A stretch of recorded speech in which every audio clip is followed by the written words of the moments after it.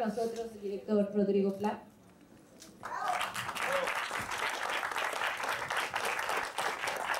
Laura Santullo, guionista. El productor Sandino Sarabia. Hannah Riley, actriz. Sebastián Aguirre, actor. Y Odey Zabaleta, fotógrafo.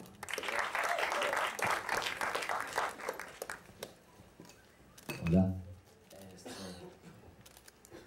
Bueno, pues muchísimas gracias por estar aquí, a todos ustedes. Evidentemente estamos muy emocionados. Es la primera vez que la proyectamos en nuestro país. Muy contento con compartirla con todo el equipo.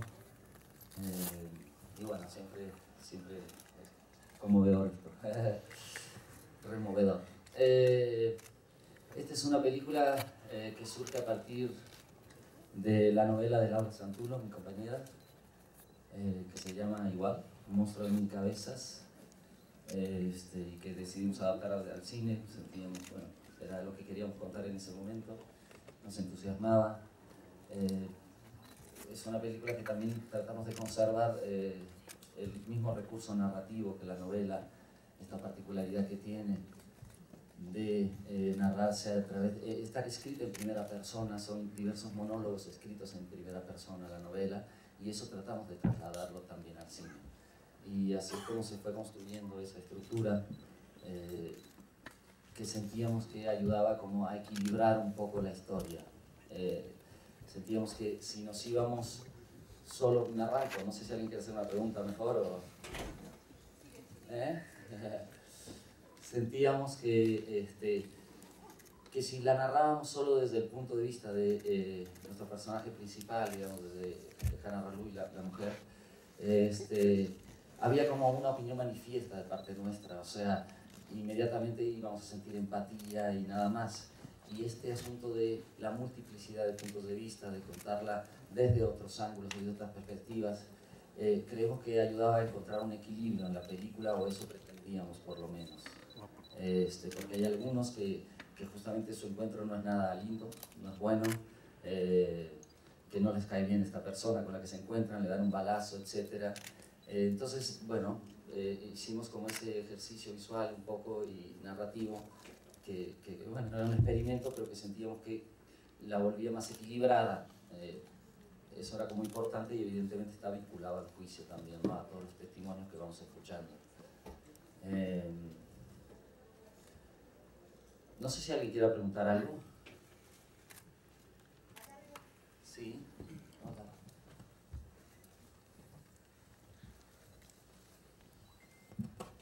Hola, hola. ¿Qué tal? Aquí hasta arriba. Rodrigo, ¿qué tal? César Huerta de Universal.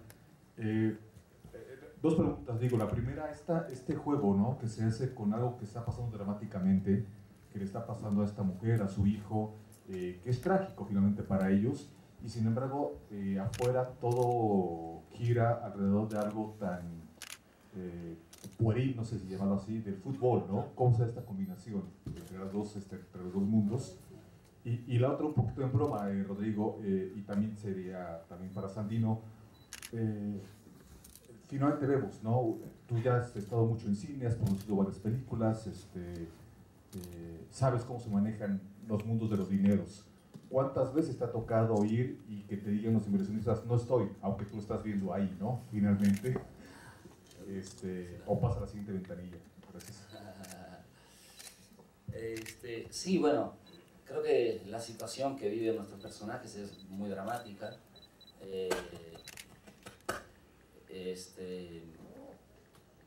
Creo que el fútbol lo colocamos, es que estaba tratando de pensar con el fútbol está puesto ahí para darnos también una temporalidad. Efectivamente habla de la cotidianidad, habla del tiempo que pasa, pero nos ayuda para darle un marco de tiempo, y creo que era importante. Incluso hasta lo retomamos al final de los créditos, no sé si se quedaron al final, porque habla del juez injusto, ¿no? Que habla un poco como que una situación así, un arranque, un quiebre emocional como el que tiene esta persona que se enfrenta a este gran monstruo, a esta gran institución, que en nuestro caso es una aseguradora privada, está en un marco como de un Estado bastante fallido, de un Estado que no regula, de un Estado que nos tiene indefensos y desamparados también, ¿no? Es una sensación que tenemos nosotros, ¿no? Esa vulnerabilidad que se encuentra cualquier ciudadano. Entonces jugábamos con el fútbol al final, justamente decir, es que este juez saca de quicio a cualquiera, ¿no? Y hablábamos un poco también del contexto, ¿no?, en el que se desarrolla la historia. Por supuesto, aunque nosotros decidimos instalarla en una aseguradora privada, también se puede trasladar a muchas situaciones semejantes, donde uno no es más que un número, donde uno no es una persona, a las burocracias en diversas instituciones, también estatales, ¿no? Esa sensación de impotencia como llevada a su extremo, ¿no? A un extremo que también es complicado, ¿no? También es súper cuestionable, ¿no? O sea, uno no saca una pistola para solucionar las cosas, pero cuando el Estado no regula, cuando no hay nada por ahí, pues se pueden dar situaciones violentas. Es casi como un juego de advertencia. Algo así, me parece. No sé si te quieres agregar algo. Y con respecto al financiamiento, bueno, vamos, es un vía crucis siempre. O sea, estamos acostumbrados a constantes rechazos. Uno se arma de la coraza como puede y vas avanzando y vas yendo hacia adelante. En general, con las películas, pero igual en esta no fue tan... No, bueno, eso que iba a decir. Es un poco modesto además. Es mucho más fácil ir con un proyecto de Rodrigo y Laura, con la trayectoria que tienen y la calidad de cine que hacen, que con otros. Y comparando un poco una cosa con la otra, que habías preguntado tú, bueno, obviamente no se compara que un posible inversor nos diga que no, a que nos nieguen la salud, ¿no? Entonces, nosotros simplemente estamos haciendo una película, aunque amamos hacerlo, ¿no? Tengo una pregunta para Laura. Como novelista y también guionista, ¿hubo cosas que tenías que dejar en la novela cuando adaptaste para el cine? También me parece que, o según tu marido, dirigiste algo de la película. Si puedes explicar esto, y esto no es para causar ningún tipo de escándalo, sugiriendo que Rodrigo Plá no dirigió esta película.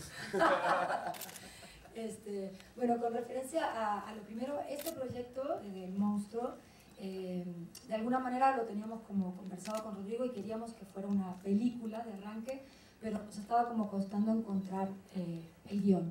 Y ahí fue que surgió, como también yo escribo narrativa y cuentos y bla, bla, bla, la posibilidad de primero hacerlo como una novela, transformarlo como una novela que me permitiera a mí también encontrar los motores de los personajes, las razones de por qué hacen lo que hacen, y también un poco como estructurar la propia trama, ¿no? El devenir de las cosas, con qué se iba a ir topando esta mujer. De alguna manera yo tenía claro que quería que se enfrentara a una corporación, luego se decidió que fuera una corporación médica, porque eso le daba como mucho más urgencia, pero luego en una corporación con quienes se iría topando, y eso, la novela fue muy útil para organizar como el material. Ahora, cuando llegamos a la etapa de guión, y ahí voy como a la segunda pregunta, nosotros tenemos la perspectiva de que un guión es algo que está vivo y se sigue transformando a lo largo de todo el proceso. Se transforma con la entrada de los distintos, por supuesto con los actores, fotógrafos, vestuario, y cada persona que entra también lo va a ir transformando, la propia historia y hasta el final, y por supuesto la edición. Nosotros en ese sentido percibimos al guión como algo que se puede ir modificando y no nos estresa. Sentimos que eso es parte como del proceso. Y en ese sentido, obviamente, aunque venga de una novela que yo hice y tal, Rodrigo se integra y vamos transformando ese guión. Incluso a veces yo puedo asistir a los ensayos y entonces retomamos cosas que los actores, que los compañeros dicen y ellos mismos improvisan. Y si nosotros hallamos el modo de darle cabida en el guión, lo sumamos. Esto de la dirección tiene que ver con que de algún modo hemos encontrado el mecanismo para participar ambos como en lo que el otro hace. Tanto Rodrigo en realidad, obviamente aparte de que Rodrigo ya escribía guiones previo a que trabajáramos juntos, obviamente, él se integra como a la etapa de guión y yo procuro también estar cerca como de al menos algunos aspectos de la dirección. Hay otras cosas que la verdad no entiendo nada, pero sí lo que tiene que ver, por ejemplo, que me encanta y disfruto los ensayos, estar un poco en el rodaje también, y bueno, vamos como apoyándonos en conjunto. Igual también está como la idea de que todo el proyecto es como el trabajo de un equipo, ¿no? Básicamente, no solo nosotros, sino en un sentido como más amplio de equipo.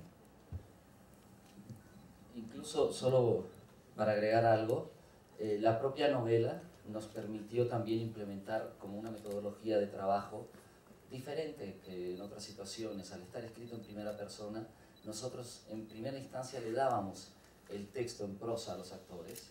Incluso aquellos que solo tienen un fragmento de la película, les tocaba ese fragmento en el texto.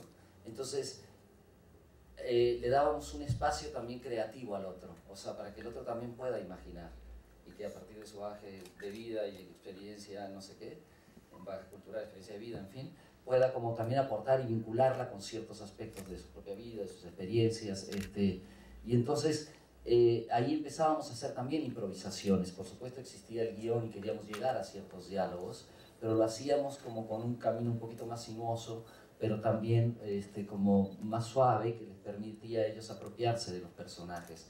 Y también dejando esa puerta abierta para ese guión. O sea, también lo íbamos modificando, también incorporábamos propuestas de los actores, o evidentemente del fotógrafo, de todos. O sea, como que se va moviendo el lugar y creo que eso es enriquecedor para el proyecto, ¿no? Lo digo por acá. De este lado. Acá. Sí, bueno, primero, felicidades, me gustó mucho la película. Primero leí la novela y estaba haciendo yo el ejercicio mientras la leía de, bueno, ¿esto cómo va a quedar filmado, no? Y hay un elemento que realmente aporta muchísimo, que es la propuesta fotográfica, ¿no? Tanto la puesta en cámara, la composición, como esa profundidad de campo mínima, ¿no? O sea, que lo del foco está casi siempre en un detalle y todo lo demás lo estamos imaginando, ¿no? Entonces, si nos pueden hablar un poco de eso.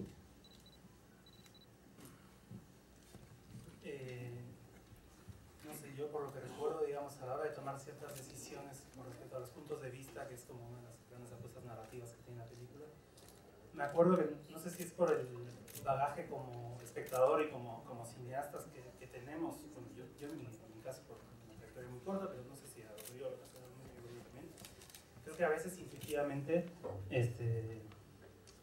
dudábamos en hasta qué punto teníamos que llevar esa apuesta hasta sus extremos, ¿no? O sea, había momentos en el set, seguro te acuerdas, Rodrigo, que nos plantábamos y decíamos, o sea, ¿qué tanto tenemos que insistir en esta propuesta, ¿no? Y creo que fuimos en algunos momentos, pues no sé, con dudas y con miedos y lo que sea, creo que fuimos como muy coherentes con la apuesta original, que ya está desde la novela y desde el guión. Fuimos muy coherentes en insistir en esa vía, en que lo interesante de la película iba a venir en gran parte por ahí, por esa apuesta de dar diferentes puntos de vista con respecto a unos hechos que, justo como decía Rodrigo, si los hubiéramos enfocado desde un solo punto de vista, pues tal vez hubiera sido muy fácil de encasillar, ¿no? O sea, muy fácil de, pues eso, de generar una empatía con la persona que sufre en la película y ya, y nos quedaríamos ahí. Después eso, fue como, ante la duda, insistir en los puntos de vista. Y bueno, fotográficamente, pues intenté, pues eso, aportar lo máximo posible a que eso se construyera, ¿no? Sí, creo que me gustaría agregar que, tuvimos un proceso muy largo de preparación, donde incluso se sumó también en la preparación de la fotografía de María Seco, que también nos aportó cosas, nos ayudó en esta idea también de lo colectivo. Y creo que estaba también muy vinculado a que teníamos la conciencia de que lo que estaba sucediendo en realidad era la recreación de alguien. O sea, es un testimonio, es alguien que recuerda y va narrando esos acontecimientos. Entonces, como todo recuerdo, es distorsionado. O sea, la palabra distorsión era importante, por eso tantos reflejos, por eso los fueras de foco. Siempre lo vemos como a través de algo, nunca lo vemos con toda claridad, porque es totalmente subjetivo. O sea, cada uno de esos puntos de vista es subjetivo, tan subjetivo que incluso también, para generar un poco de contradicción, eventualmente la voz en off del que está contando, o la voz que circula por arriba, porque no es exactamente una voz en off, sino este juicio que sucederá más adelante, que está sucediendo más adelante, se contradice con lo que estamos viendo en imagen. O sea, ¿no? O sea, de pronto dice, sí, estoy seguro, ella disparó, Y en realidad todos vimos que volteó, lo que estamos viendo es que él apenas volteó, pero ya está poniendo su juicio de valor el hombre, ¿no? Porque la vio con un arma, porque nada, le dio miedo, en fin, entonces ahí ya establece eso, y eso es algo que procuramos conservar en la película, ¿no? Esta idea de la distorsión, del recuerdo, de la recreación, ¿no? Aquí enfrente. Oh. Bueno, hola Rodrigo. Vienes de una película más íntima, más dolorosa, que es la de Mora, y ahora encontramos quizás lo más cercano que vamos a tener de ti en una comedia negra. ¿Cómo es este cambio para ti en la dirección? Digo, comparado a las otras películas, esta es una gran comedia negra. Y me gustaría preguntarle a Hannah y a Sebastián, ¿cómo fue el proceso de creación de estos personajes, de estos seres de clase media que se ven sobrepasados por la situación y de pronto actúan y reaccionan de esta manera? Sí, en relación al cambio de estilo, creo que con Laura siempre decimos que tratamos de retratar y ser fieles a lo que estamos haciendo. Y también tratamos de buscar nuevos lenguajes. O sea, sí procuramos no como quedarnos estancados en algo y si estamos cómodos con una situación, buscamos otras. Pero por supuesto, este proyecto hereda también muchas cosas de La Demora. En La Demora eran dos puntos de vista. Era el padre y la hija, y queríamos ver cómo ellos vivían esas situaciones y desde la cercanía con esos personajes. En este caso es como si lleváramos a su límite más extremo esa misma situación y queríamos estar cerca de diversos personajes. Y lo que nos importaba era eso, como retratar sus emociones también, o sea, ver qué es lo que les está pasando a ellos más que los acontecimientos. Por eso no cortamos tampoco siempre a las acciones y muchas de ellas están fuera de cuadro. Nos importaba eso, estar como viviendo con ellos esa experiencia, y te digo, todas van heredando un poco de las otras, aunque intentemos movernos del lugar, ¿no? Creo que eso es inevitable. Sí, bueno, buenas tardes. Lo que comentaba Rodrigo, que nos había entregado la novela previamente al rodaje, y entonces eso ayudó muchísimo, porque hicimos ejercicios de improvisación, lo cual eso a mí me ayudó para crear este vínculo tan fuerte que yo siento con Sebastián. Además es una empatía brutal, porque es un actor fascinante, a su corta edad es un monstruo. Este niño es una cosa que me fascina, mi niño. O sea, yo no soy madre, de haber tenido un hijo, yo lo habría elegido a él. Es una belleza de ser, de verdad. Y eso ayuda mucho, porque yo hubo un día en los ensayos que ahí sentí que era mi hijo. O sea, hubo una escena, una improvisación en donde estamos como llorando ya en una situación muy álgida, y de pronto solo le dije, dame un abrazo, como venga, ¿no? Como a este chico que los adolescentes luego les cuesta trabajo expresarse con abrazos y tal a los papás, pues ahí yo ya sentí que ya había casi parido a Sebastián. Sí, algo así. Muy linda esa improvisación, la verdad. Que participaba también Ode y participaba todo el mundo en las improvisaciones, o sea, era muy enriquecedor. Pues bueno, la preparación del personaje, bueno, se hizo, sí, a partir de ensayos y de planeaciones con todo el equipo. O sea, las escenas consideradas difíciles se planeaban desde 2 meses atrás, casi. Y bueno, básicamente lo que se hizo fue que a través de estas escenas, pues sí, creé un vínculo muy fuerte con Hannah, en el que realmente yo sí creía que era en un momento.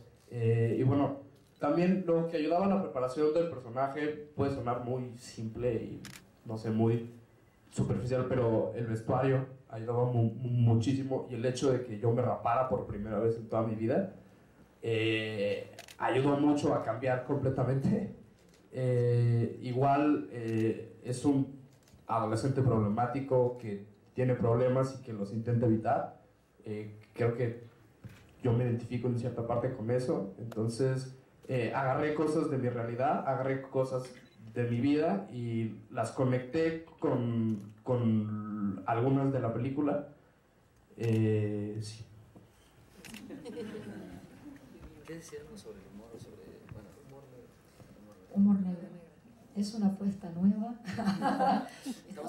Estamos tratando de dejar de ser tan amargos. Hemos sido gente muy amarga.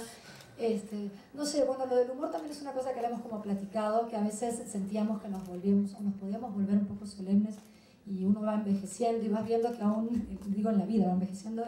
En realidad, la vida misma es así estés viviendo cosas ultra dramáticas y jodidas, de cualquier manera pasan cosas que pueden ser o cómicas o que te roban una sonrisa, porque así es, ese equilibrio no es más que una apuesta a la naturalidad, a lo que ocurre. O sea, en realidad, pues sí, el tipo está en un lugar y anda desnudo corriendo por ahí y se lleva el desodorante en la mano y yo qué sé, es absurdo, pero podría pasar. Y creo que tiene que ver con eso. Es un humor que apuesta básicamente, más que a hacer bromas o chistes, apuesta a dar cuenta de lo que la vida, lo que ocurre como en la vida normal, que aún en situaciones desgraciadas o infelices pasan cosas que pueden ser graciosas o un poco absurdas, ¿no? Tal vez ridículas, no sé. Una disculpa, por cuestiones de tiempo ya solo tenemos una pregunta más y sería este lado, por favor. Hola, ¿qué tal, Rodrigo? Laura. En muchas de las películas anteriores que usan mucho en dupla, las atraviesa esta noción de clase, de las nociones de clase, de los límites, las barreras que pone el dinero en las relaciones humanas. Y estas mujeres como la de Mora, como y también como la de Maribel en La Zona, que son madres de familia, cabezas de familia, puestas al límite, que se ven obligadas a tomar decisiones extremas como tales. ¿De dónde nace el interés de ustedes como escritores ambos y cineastas también por este perfil de personaje? Porque es reiterado, pero al mismo tiempo cada vez tiene matices muy diferentes, ¿no? Y cada vez se exponen a juicios muy diferentes hacia el público, hacia quien ve la película, aunque sean el mismo personaje. Bueno, sobre la primera parte, yo siento que, bueno, uno, aquello que dicen de que uno no puede negar la cruz de su parroquia, uno finalmente, aunque no se ponga o se proponga, uno tiene como un punto de vista sobre el mundo y sobre las cosas, y eso emerge, te guste o no. Yo creo que la preocupación un poco y que la compartimos como personas, más allá de hacer cine o no, que sí tiene mucho que ver, es el tema de los límites de lo público y lo privado, el tema de los límites de lo legal y lo justo. Y creo que uno de los temas que siempre ha permeado las cosas que escribimos y hacemos luego en cine es justamente la postura del ciudadano frente al Estado y qué ocurre cuando hay un Estado que te deja indefenso. Yo creo que eso parte básicamente de vivir donde vivimos, de una situación y de un país que está en el estado en el que está México actualmente, donde efectivamente estamos con una indefensión muy grande frente al gobierno, donde los asuntos y los problemas entre los ciudadanos no los dirime el gobierno, es más, muchas veces los provoca el gobierno. La situación de impunidad y la situación de estar desamparados es en gran medida parte del motor de las cosas que escribimos. Y eso creo que viene de la vivencia de ser ciudadanos en este país en gran medida. Y por otro lado, de lo de los personajes de las mujeres, yo a veces me pregunto por qué no hay más personajes femeninos en el cine, tomando en cuenta que la mitad del mundo son mujeres. La pregunta no es por qué nosotros las abordamos, sino por qué los demás no lo hacen. En un punto, yo estudié teatro hace muchos años y siempre creo que ando y no paro de escribir el personaje que a mí me hubiera gustado interpretar cuando hacía teatro, ¿no? Entonces sí me interesa como mucho y abordo como muchas mujeres. Pero lo cierto es que a Rodrigo también le parece como súper interesante ese trabajo. Tampoco es que nos ponemos a priori, vamos a hablar de mujeres, así ocurre un poco. O hemos encontrado que en determinados casos nos funciona más un personaje femenino, ¿no? Personaje que se equivoca. Ah, bueno. No, y que nos gusta justamente como que la historia la narre esos personajes que se enfrentan a ciertas disyuntivas, que están más hacia el centro, y son personajes que se equivocan. Eso te permite como colocarte en el lugar de ellos, ¿no? O sea, como la situación de cualquiera y tienes que decidir algo, tienes tus propios principios y sin embargo eventualmente te cruzas la línea, ¿no? Y creo que eso nos vuelve más interesantes. Eso es lo que procuramos. Yo solo quería rematar con una cosita. Bueno, por supuesto agradecerles a todos. Y esto es como algo personal. Es casi un pedido a todos los periodistas. Veo mucha gente joven de menos de 38 años aquí. Pues yo llegué a los 9 años aquí a México. Por supuesto, nací en Uruguay, pero me crié en la cultura uruguaya, pero me formé en México y me hice mexicano. Yo tengo más de 38 años en México. Siempre dicen el cineasta uruguayo, no sean gachos. O sea, soy cineasta mexicano, la verdad, o sea, ¿no? O sea, si quieren chilanguayo, o sea, soy un híbrido, no importa, puedo ser un chilanguayo. Entonces, porfa, no sean gachos, no me manden del otro lado, soy de aquí. Y como diría Chabela Vargas, ¿no? Los mexicanos nacemos donde se nos da nuestra rechingada gana. Solo decir que Un monstruo de cabeza, la novela, está en las mejores librerías, editado por Planeta, y que la película será distribuida por Cine Caníbal el próximo año.